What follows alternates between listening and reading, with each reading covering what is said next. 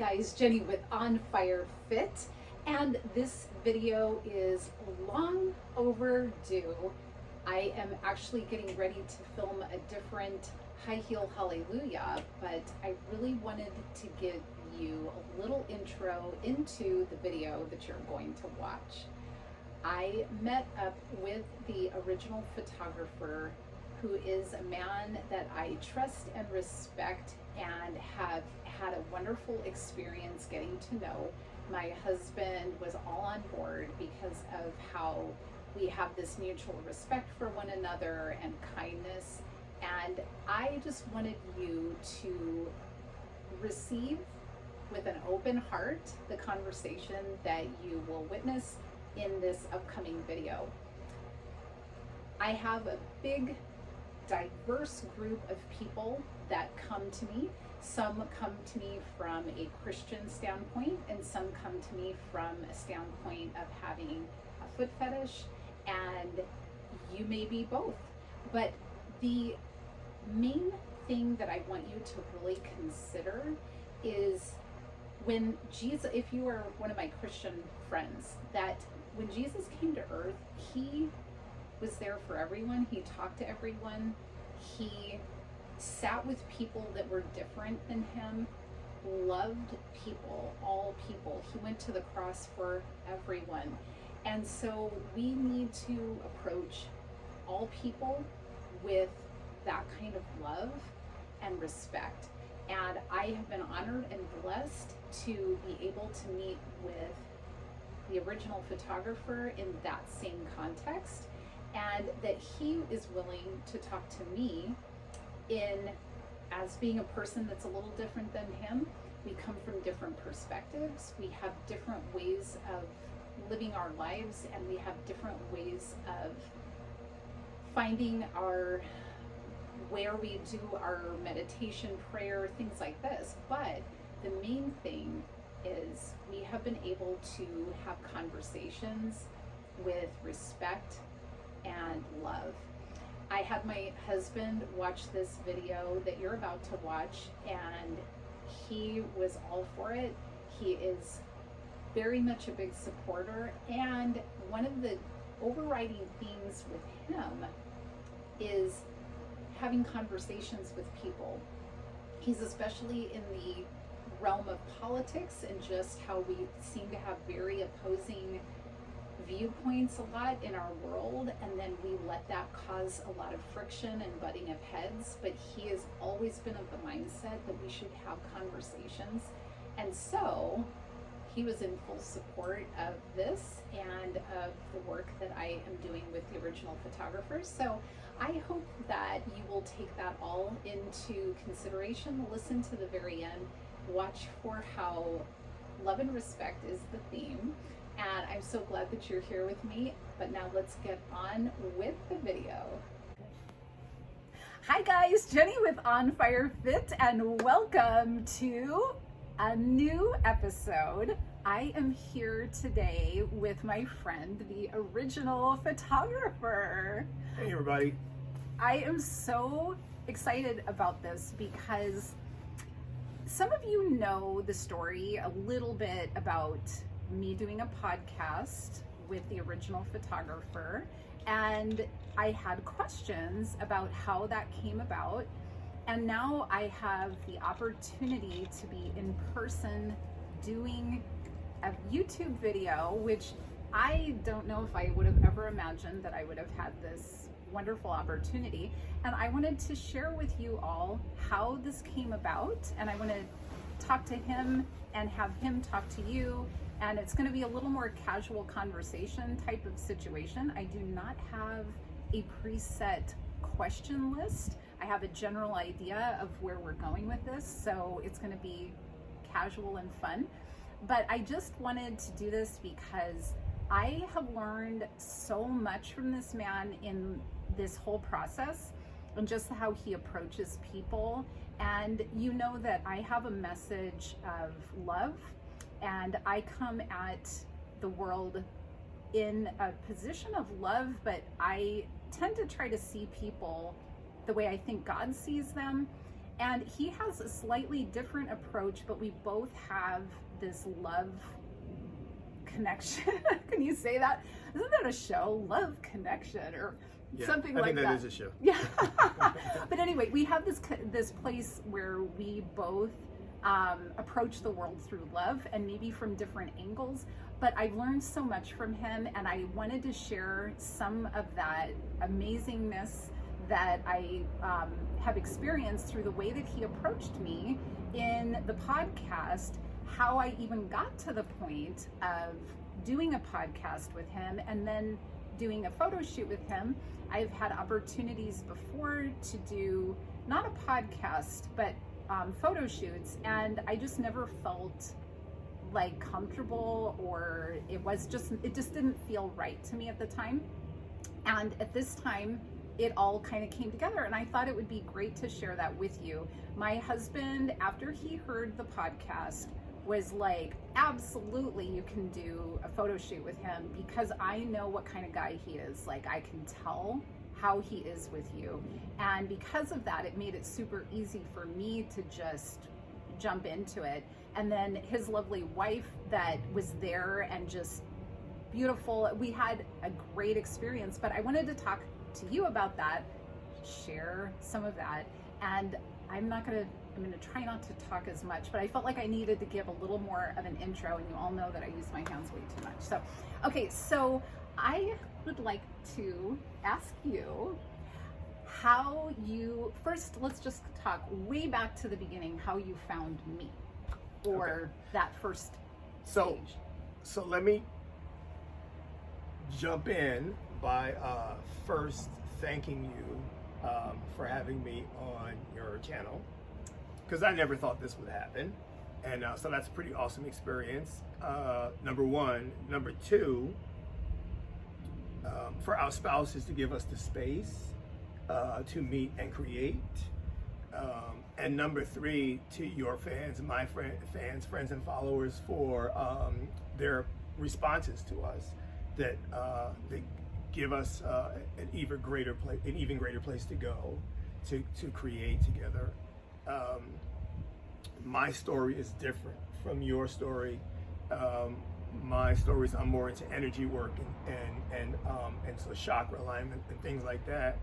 And I, like most of the guys, or most people in general who have fetishes, it's innate, and something happens to us or around us in our childhood. And as we matured, we discovered, sometimes accidentally, this aspect of us that was attracted to something. And for a long time, we felt like that made us abnormal, or it made us not worthy, or it made us unlovable. And we've been taught, guilt and shame and all these types of things that manifest themselves, and sometimes us coming across like we don't know how to interact with other people. And so I understand where those folks are coming from, because it took me a long time to work through those aspects of me to get to where I could, in my higher self, connect with somebody.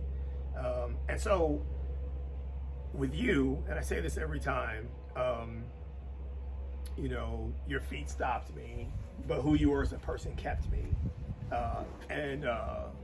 I'm gonna do a shameless plug here on my podcast, Soul to Soul. Yes. But we did our second podcast today, so check out Soul to Soul on Spotify, Apple Podcasts, just where iHeartRadio, wherever you listen to music. You can probably Amazon Music. You can probably find the podcast. But look for our episode together. We did a great episode. So how did I approach Jennie? Carefully. And let me tell you how that happened. A long time before I said anything to Jennie on her Instagram, because I had been following her for over a year on her Instagram. And you know how you guys go through and you see a beautiful pair of feet, and then you stop, and then you click on that person's name and you want to see more of their feet. Well, Jennie was something different, because when I clicked on her, I didn't really get more of her feet. I got sunsets and sunrises and beaches and these beautiful images. There were some shoes in there. There was a little bit of feet, but then there was Bible verses and scripture and quotes and things like this. And so I felt that she was very interesting. And I said to myself, this is no ordinary foot girl. And then I figured out she wasn't a foot girl at all. And so in watching and seeing Jennie's page, because you can look at something and not see it.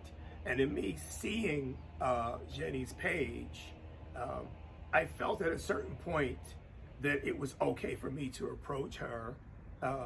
And I knew I had to approach her a certain way because of the way she projected who she was on her page. And you can't step to a person who's a level 10, for instance, in a level 2 fashion. You can't do that. It's not there's gonna be a miscommunication. So I knew I had to be vibrating on the same level. It didn't mean I had to be exactly like her, or she had to be like me, but I had to respect where she was and communicate with her on that level. And so after almost close to 2 years of just admiring her, who she was, not admiring her physically, but who she was, then I reached out to her, and I thought she would be a wonderful guest for the podcast, because the podcast is basically showing the internal aspect of everybody. We all have our favorite people, our favorite foot girls, if you will, and when we follow them, we only see them from a surface level. And the podcast was meant to introduce people to a subsurface level. All these foot girls think and feel and bleed, and they cry, and they're happy, and they accomplish things, and they persevere, and some are single moms, and some are happily married. And some are great bakers, and I wanted to show that aspect. So I felt to myself, what's the next level for my podcast? A woman who's not a foot girl. That's the next level for my podcast. And so Jennie fit that criteria because she was not a foot girl. And, what if you meet the woman who is beautiful spiritually and she happens to have nice feet? And I wanted to present that type of entity to the foot fetish community in hopes that they would, widen their perspective. And so that was the catalyst. That's how I approached you respectfully. Mm-hmm. That was the 15-minute answer to your question. But, no, this is good. And I'm glad you gave the little background too, because I think that it's important for the context of that question. So that was perfect. Thank you. That was good. Thank you. He's a professional. I just kind of wing it. I'm just hanging out. He knows how to ask questions. So your approach to me when you first asked about doing the podcast, we had some conversation. I didn't just immediately say, oh yeah, let's do this. I kind of looked into it, we talked, and then I realized... I was vetted. He was vetted. I was thoroughly vetted. So. Yeah, and and I talked it over with my husband, and I said, this is, what I'm planning on doing. What do you think? And, because of the conversation that I had with him, I felt like this would be a good experience. Plus, he has a good way on the podcast of sort of setting the groundwork where it's like, if you don't like the direction this is going, then just let me know and I'll redirect you. And it kind of put me at ease to say, okay, if this isn't an area I'm comfortable talking about, I'm not going to be like deer in the headlights, feeling awkward or whatever. And also just because I don't come from a foot background, if you want to call it that, or a foot fetish background. I come from a background of ballet and high heels and my faith and all of that. And so, trying to like, okay, you're stepping into maybe another, I don't know if it sounds like correct, but let's just say you step into a new country and you learn, oh, they drive on this side of the road, and oh, I better get used to that, And so to me, it was like, I wanted to make sure that I knew what country I was stepping into and that I'd be safe. And because of his approach with me, I felt that way. I might not know the language yet, mm-hmm. but his language is of meeting you where you are and not putting his agenda on top of you or seeing you from a standpoint that is not really you. And it's very interesting because we were talking about this in the podcast that now we have a second podcast that's coming out. We were just talking about in the second podcast that's coming out that the love language, so if you are familiar with the whole love language, there's maybe different approaches to it as far as that goes, but the one that I'm familiar with is the love language book, where it's kind of like you take a little survey, you find out what your love language is. And I think that a lot of people find out what their love language is, and then they try to give people love from their love language. So if I like to receive gifts and that's not your love language, and I keep giving you gifts, I'm not really giving you love, right? So it's and this doesn't have to do with like romantic, I'm just talking in general how we are with people. What is it that is their love language? How do they feel heard, or how do they feel loved?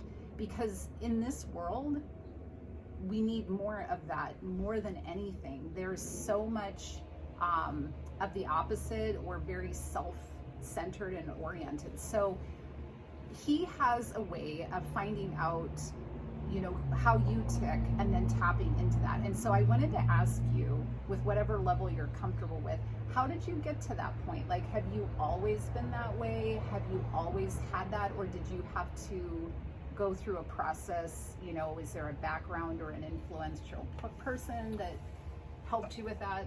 Yeah, you know, the best way to learn how to love someone else first is to figure out how you need to love yourself. And the book, The 5 Love Languages, actually focuses on 5 primary ways that you can love someone: acts of service, you know, time and things like this. And like you said, people typically learn their love language. That's only half of communication. Everybody's played the communication game: sender, receiver, feedback. Everybody's done that. And so if I learn my love language, but I never learn yours, how can I truly communicate to you? Yes. And I'll just be placing my love on top of you, and then that's an incomplete circle of communication. There is no communication like that. So it's important for me to learn my love language first, and then learn your love language so that we can communicate. And this started for me, like I said, as a child. I have recollections of having a foot fetish. I'm going to say as far back as the 2nd grade. I'm not sure how old you are in the 2nd grade, but that's pretty young. And most of the guys listening to this, you guys can identify with me that this awareness, all ladies, because ladies have, some women have a foot fetish too, right? And there's no shame in this, right? You need to find out how to negotiate with your fetish and navigate through it, but don't have any shame. Unfortunately, I grew up in a time, I'm 57 years old, so I grew up in a time where images were not readily available on the internet like they are now. And I would go through these sewing magazines. My grandmother was for a hobby, she sewed. So she had McCall's and stuff like that. And I found myself infatuated by the images of the women who were barefoot, or their shoes showed off more of their feet. I'm a child. I can't even comprehend my own sexuality, let alone this fetish that I didn't even understand was a fetish. So, you know, my father found out that I had these pictures, and I was beaten pretty badly. And like I said, this was a time where that was acceptable. Now, you know, CPS would be called. But I was beaten pretty badly for having pictures of feet, basically, and, you know, aspects of porn. But I was a kid, and that was traumatic for me, because how do you suppress something in yourself that you can't explain, and then somebody's beating you for feeling it? So I was taught to have shame and guilt, and to hold my head down low and feel like there's something wrong with me because I have a foot fetish. There's something wrong with me because of this and everything. Instead of investing that time in loving myself and finding out who I was, and then because of that love, knowing how to approach other people. Because of my spiritual walk and learning about meditation and mindfulness and, you know, a rewiring of thought processes and picking up on triggers and things like this, and prayer. Because to me, you know, prayer was my communication with God external, and meditation is my communication with God that's internal. And I had to have that complete cipher of communication to figure out how to love me through the shame and the guilt. And I got to a point where I was like, half the people judging me got issues, you know, and I began to love myself through this process. You know, I don't want to go through the whole process, but it's lengthy. It takes a long time to love yourself through shame and through guilt. But once you have that love for yourself and you realize there's nothing wrong with you, then you can act out of a spirit of strength and a spirit of courage. And now you still gotta approach is everything, right? And some guys, I love you guys, but some of you guys need to work on your approach. And you guys know this, right? You got to work on your approach. You just can't walk up to, put it like this. My grandmother, God bless her soul, old school. You could not wear a hat in that woman's house, right? You could not wear a hat. And if you were caught at the dinner table with a hat on, right, backside of your head, take that hat, she wouldn't hit you to hurt you. Love tap, take your hat off. You don't wear a hat in my house. So my friends, as we grew up, guess what? Nobody had on their head when they got to my grandmother's house. A hat. Now, that didn't mean that people believed that they shouldn't wear a hat in their house, but when they were in her house, they respected the rules. They pulled their hat off. I feel like life is about that. I feel like life is, when I'm in your space, I need to respect your boundaries. And my preferences are my preferences, and there's nothing wrong with my preferences, but in order for two people to work together or create together, you have to be able to respect where they are. So in me loving me and having my own set of boundaries, I was able to love Jenny and respect her boundaries. If you don't have that love for yourself and you don't have your own set of boundaries, you can't possibly begin to have that for someone else. You have to start with those things for yourself. I'm sorry that my answers are so lengthy. They're perfect, and I don't need to talk, even though I keep talking. That's it. Yeah, that's it. No, it's good. You don't. I feel like I cut you off. No, you didn't cut me off. I mean, that's it. That was good. Okay. Yeah, I think that's the secret for me. Not even a secret, right? It's not a secret. Like kindness is not a secret, and respect is not a secret. Yeah. And I feel like some of the feedback, because we did a shoot, right? And you posted a couple of pictures, and we got so many beautiful, positive, warm, wonderful, uplifting comments. But there are also some things that make you go, you know? And Jenny and I, both of us are introspective people. So we dig into self. Jenny may fast. Jenny may go off into prayer. She might take a couple of days and step back, and she has her relationship with God. And she might do those things, and I might step back, and I might just go into some meditation. But we're both very introspective people. And we do a lot of reflecting, like what can we do to make sure our message is clear? Do we have anything to do with the misconception or misperception of our messages? And what can we do to take away the gray that exists in that situation? We're two different people. If you come to my page, if you go to my website, there's going to be things that you're going to see there that's going to have nudity to it. It's going to be a little bit some of it sexual because they're my blogs and stuff like that. But I'm not Jenny. Jenny's not me. So if you're Jenny's friend and you follow me, you may or may not see some things on my page that don't resonate with you because they might be a little bit more sensual or sexual, and that's okay. And if you're following me and you go to Jenny's page, you might be expecting to see a bunch of foot pictures. You're not going to see that because that's not Jenny, and that's okay. And so what we have to stop doing as people is we have to stop going, I like feet, therefore Jenny is a foot girl. Or, I don't know, I like carrot cake, therefore this whole store is a carrot cake store. Right? However you want to do it, but we have to stop doing that. Yeah. I think it's a way to push somebody out of your life instead of pull someone in. And so for people to see our shoot together and then assume, I could not shoot Jenny like a foot girl. I've shot foot girls before. Look, I've been doing this for 35 years. Trust me. I know a foot girl, and then I know a woman who happens to have nice feet, but she's doing something else. Look at, they have a website called WikiFeet, right? So basically, if I'm a foot man, and I say Beyonce on stage, shout out to Beyonce and Jay, right? And I see them on stage and I go, I'm a foot man. I wonder what Beyonce's feet look like. I can go to Wiki Feet and look it up. And there's pictures of Beyonce's feet, but Beyonce's not a foot girl, and she never modeled her feet, not that I know of. I don't think Jay would be having that, but not that I know of. But somebody has cropped pictures of her down to their feet. Just the fact that you have to crop pictures of someone's feet means that you are boxing them into how you see them. Think about that. Mm-hmm. You're boxing this person into how you see them. So all you want to see in Beyonce is her feet. I'm just using the Queen Bee as an example here. I got nothing but love, right? But I'm just saying this is what we do. And so we have to be careful that we don't look at people and go, because Jennie has pretty feet, I want to take her page of God and of love and of the fact that there's a grown woman, she can like high heels.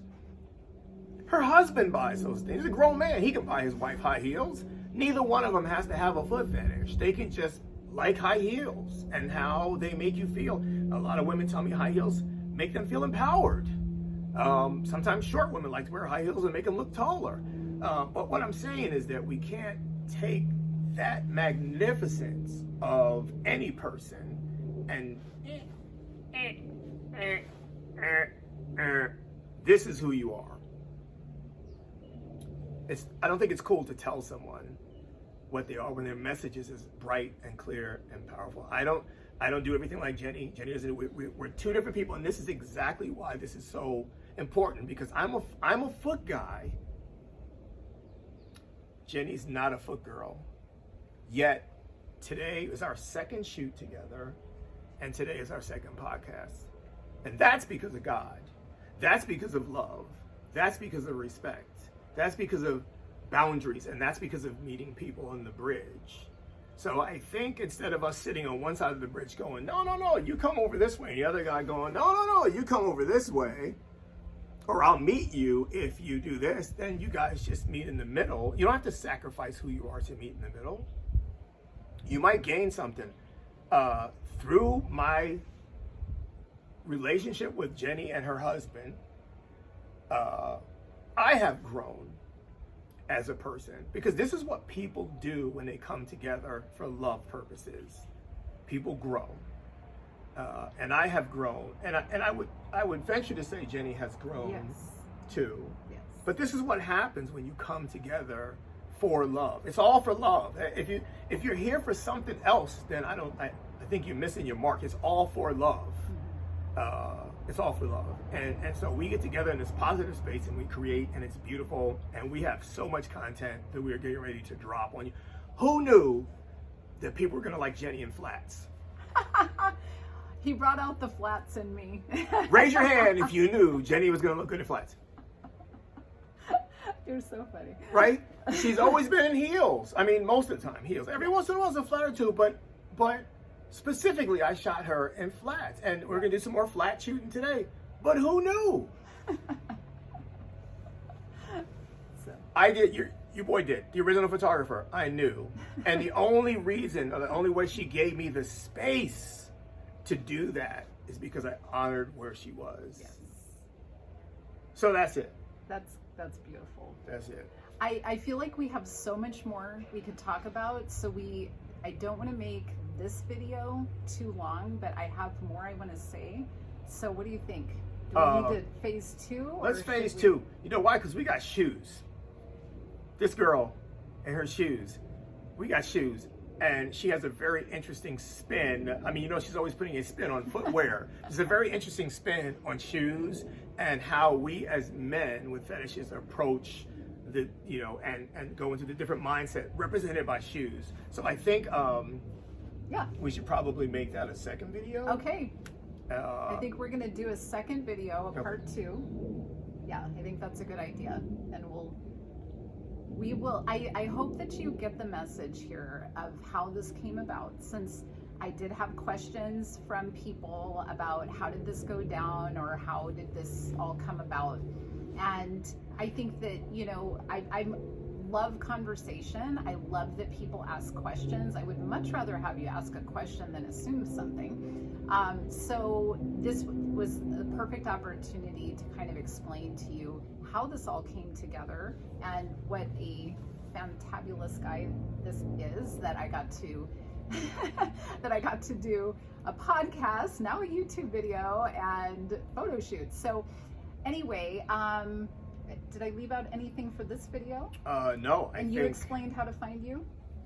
Yeah, you gave us the podcast info. Yeah, the podcast, just look for Soul to Soul wherever you listen to your podcast. And if you want to follow me, theoriginalphotographer.com. Yes, there is an 18 or over warning when you get there. It's because there is some nudity on my page. But I told you that. So, but you know, I don't care who you are or what you do. You are always welcome to come follow me, to reach out to me, to send me messages. We can talk. And men, I know there's a lot of confusion out there, but I feel you, and we can connect. And I'm hoping that Jenny gives me this space where this is not the last time all of us get together and hang out. Yeah. But we'll see you on the next video. Yes, and so today and every day, I hope that you are living your life on fire.